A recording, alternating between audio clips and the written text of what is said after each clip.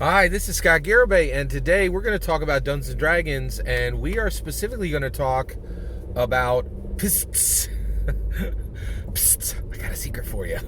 It's a PPST. It is politician, philosopher, scientist, theologian. And each one of these are crowns that are worn by dungeon masters. And I want to talk about this today. So I've been really thinking a lot about, I never stopped thinking about being a dungeon master. Being a dungeon master is incredibly important. It's not just for me. I think it's hugely important. Okay, let me stay on target here. So PPST. So I recently did a video, and it was on when does a player character's life begin? And the reason why is, if you haven't noticed, Roe v. Wade is one of the biggest discussions that's happening right now in America. And I'll tell you, I never thought in my entire lifetime that I would ever see Roe v. Wade actually rolled back, right? And it's still legal in some states, but I never for a moment thought that the country would be like, you know what, Roe v. Wade, this really isn't helpful for the country. This doesn't need to be a national law. Let's let each state decide. And, as an evangelical Christian, of course, I'm against Roe v. Wade, but I'm absolutely astounded that the Republican Party was able to really stop Roe v. Wade in its tracks, right? And, and that's a big deal because, in my humble opinion, if you look at the math, there are 60 million Americans that aren't here today because of Roe v. Wade. That's a lot of Americans, right? That are just gone. Will-o-wisped into the ether, right? That's terrifying. If you just look at those numbers, right? So in order to do that video, I read this New York Times article, and it was about and in order to answer the question, when does life begin, right? Which is what that other video, that D&D video, was based on. They were like, we're going to talk to politicians, philosophers, scientists, and theologians. Psst, PPST. Psst. Right? And I realized, I was like, why am I doing this video today? And the reason why is Hasbro turned one dial in one D&D, the one D&D playtest, just turned one dial. They're like, hey, no more half species, right? We're just going to have you, the dungeon master, are now responsible for telling your players, yourself, and us. We're not going to answer these questions. How does a Kender and a Goliath mate? That's on you, dungeon master. And I was like, oh my gosh, that's they just tweaked one dial, right? And this massive question, right? That the New York Times looked at this question. They're like, hey, stop the presses, everybody. We need a politician. We need a philosopher. We need a scientist, and we need a theologian to answer this question. And they were, I'm saying it sarcastically, but they were 100% right. They do. It's a deep, deep question that, as a dungeon master, it's just put on you because they turned one dial in one D&D. Now, why are these crowns getting put on your head? Why do you have to be a politician, a philosopher, a scientist, and a theologian all at once? Why do you have to do this, right?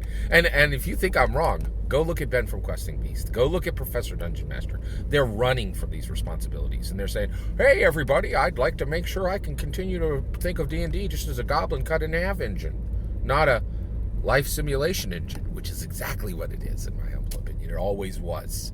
There's nothing in it. Nothing escapes the orbit of the Dungeon Master. Basically, the Dungeon Master is a title that is put on you to say, you never, ever get to stop thinking, feeling, and you must have even your spirit engaged, according to Professor Dungeon Master. Your intellect, your emotions, and your spirituality will never again be allowed to stagnate. You must learn everything. You cannot turn off your heart. You cannot turn off your mind. You cannot turn off your soul. Every other person on this planet can stop thinking, stop feeling, stop being more, but you can't, because you're a dungeon master. And it resonates. It is shouted every day from Gary Gygax's grave. You know what he put on the cover of Dragon Magazine? He said, mastering the game and beyond. He's like, no, sucker, this ain't about Dungeons and Dragons. That is simply the one. He's like, that's just one thing. That's just one thing. Right? Like, he's like, this is really about life. And I in my humble opinion, he was like, I'm gonna lead you to the water. Right? That's what D&D was. It was like, hey, I'm gonna put this title on you. It's called Dungeon Master. And it means you will never stop thinking. You will never stop feeling. You will never stop striving to be more. Ever. You are no longer human. You are beyond human. That is what Dungeon Masters mean. And as just a single symptom of Dungeon Master, you must, and I have a friend who works in tech, and he tells me, like, he's like, every company has 100 roles. We call these roles hats, right? So what if you have a company that only has 50 employees, right? That means everybody's got to wear 2 hats. And maybe somebody in your company is wearing 10 hats, right? Politician, philosopher, okay? Scientist, theologian. These aren't hats. These are crowns. These are crowns. Heavy, right? Palladium, orichalcum, silver, gold, right? And they're on your head. They're on your head. I cannot tell you, like, with one dial click, you are being demanded as a Dungeon Master for 5th edition to be a politician, a philosopher, a scientist, a theologian. And this is the beauty of it. This is the beauty of it. This is the beauty of it. You know what you are fundamentally? And you know what? And the reason D&D is so valuable is Gary Gygax, in one day in 1974, built the perfect filter for fearless intellectuals. Fearless, right? You didn't run over to the OSR. You stayed right on point in D&D 5e, right? And you said, I accept it. I accept every crown that's put on my head. I'm not going to stop thinking like an OSR game master. I'm not going to take off the Dungeon Master hat, the Dungeon Master title, and accept OSR game master and lose every responsibility. All I'm required to do is roll on another random table. I will not stop thinking. I will not stop feeling. I will not stop striving to make myself more. I honor the call of Gary Gygax. I am a fearless intellectual. You cannot be a Dungeon Master without being an intellectual. You can't. And also, you can't be a Dungeon Master without being fearless. You really can't. Okay? And what do we mean by that? People forget this.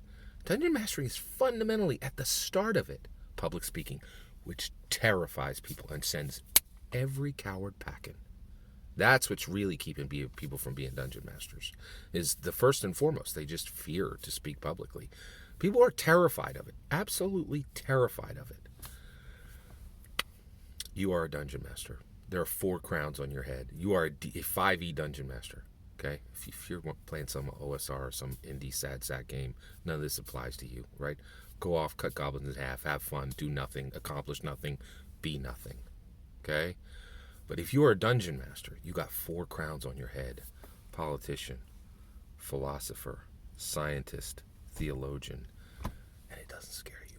You are the future of this world. We are the future of this world. All that is my humble opinion. I'm very eager to hear your humble opinion. Please get in the comments. Send your traffic. Please consider liking and subscribing, and have a wonderful millennium.